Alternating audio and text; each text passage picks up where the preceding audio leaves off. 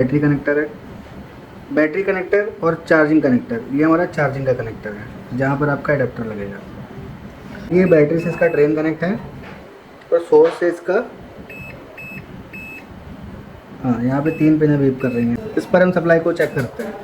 ये fuse okay है, faulty. अगर ये किसी कंडीशन में फॉल्ट हो जाएगा, चार्जर काम नहीं करेगा, बैटरी के पास जो कॉइल या फ्यूज़ लगा होगा वो खराब होगा। तो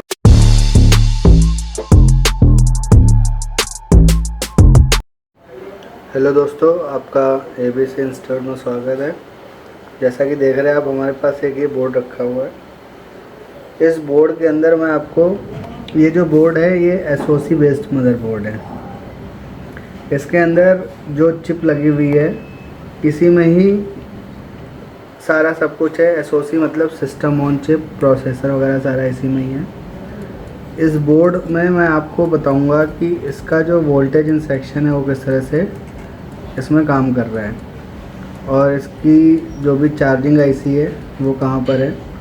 तो वोल्टेज इन सेक्शन को फाइंड करने के लिए सबसे पहले आपको बैटरी कनेक्टर के बारे में पता होना चाहिए। ये हमारा बैटरी कनेक्टर है, बैटरी कनेक्टर और चार्जिंग कनेक्टर। ये हमारा चार्जिंग का कनेक्टर है जहाँ पर आपका एडाप्टर लगेगा। यहाँ से चार्जर की सप्लाई, यहाँ से बैटरी की सप्लाई। वोल्टेज इन सेक्शन का काम ये होता है कि अगर लैपटॉप चार्जर से कनेक्ट है तो बैटरी आपकी चार्ज होगी। जैसे ही आप चार्जर रिमूव कर दोगे, लैपटॉप आपका बैटरी पे वर्क करने लगेगा। इस सेक्शन में क्या होता है, इस सेक्शन में एक हमें कॉमन पॉइंट मिलता है। कॉमन पॉइंट यानी कि एक हमें एक फ्यूज़ मिलता है, एक LVR रजिस्टर मिलता है। उस कॉमन पॉइंट पर एक 19 वोल्ट आती है चार्जर की और वहीं से ही पूरे मदरबोर्ड में पावर सप्लाई जाती है।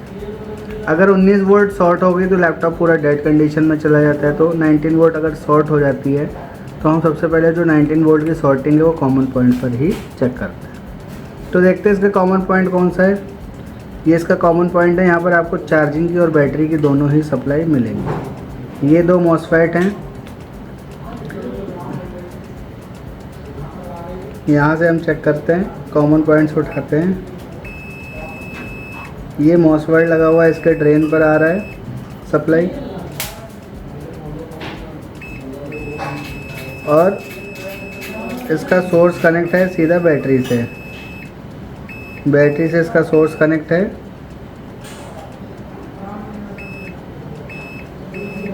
चार पिनें बीप कर रही हैं, यानी कि ये बैटरी से इसका ड्रेन कनेक्ट है और सोर्स से इसका यहाँ पे 3 पिनें बीप कर रही हैं। सोर्स कॉमन पॉइंट से कनेक्ट, यानी कि जो बैटरी की कनेक्टिविटी करा रहा है वो केवल ये एक सिंगल MOSFET है। एक MOSFET लगा हुआ है, 3 पिन, यानी कि सोर्स कॉमन पॉइंट से कनेक्ट है, ड्रेन इससे कनेक्ट है। अब चार्जर का चेक करते हैं।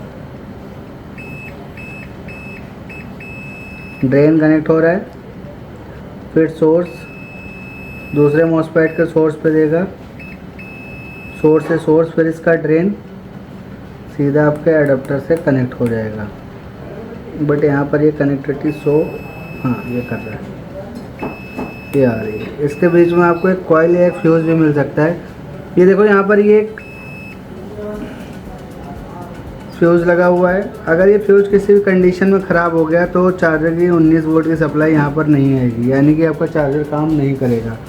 आपके पास अगर कोई सा भी लैपटॉप आता है, अगर उसमें चार्जर काम नहीं कर रहा है तो सबसे पहले हम क्या चेक करेंगे, इसके पास में जो ये फ्यूज़ लगा हुआ है इस पर हम सप्लाई को चेक करते हैं।